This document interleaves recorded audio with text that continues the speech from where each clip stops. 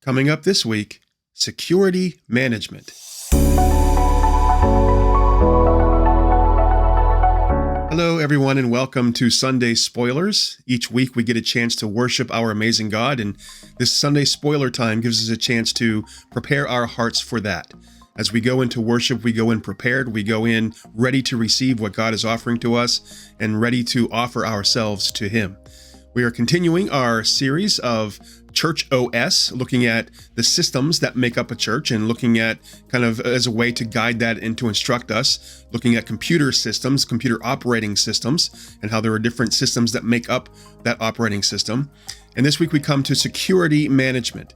Security management isn't about protecting the computer from outside things. It's about maintaining a balance within the systems. This particular system makes sure that all the other systems are working the way that they're supposed to, that one isn't taking up too much of the resources, that one isn't hogging everything, that everything is running efficiently to be able to work. And I think if we look at what we do as a church, it's the same kind of a thing.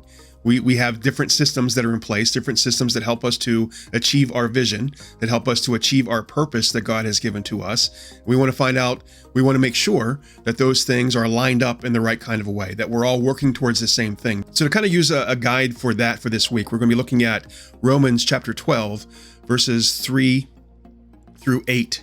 This is a continuation of what we looked at last week. We looked at verses 1 and 2 last week and talked about worship, and Paul kind of continues the thought here. For by the grace given me, I say to every one of you, do not think of yourself more highly than you ought, but rather think of yourself with sober judgment, in accordance with the faith God has distributed to each of you. For just as each of us has one body with many members, and those members do not all have the same function, so in Christ, though many, form one body, and each member belongs to all the others.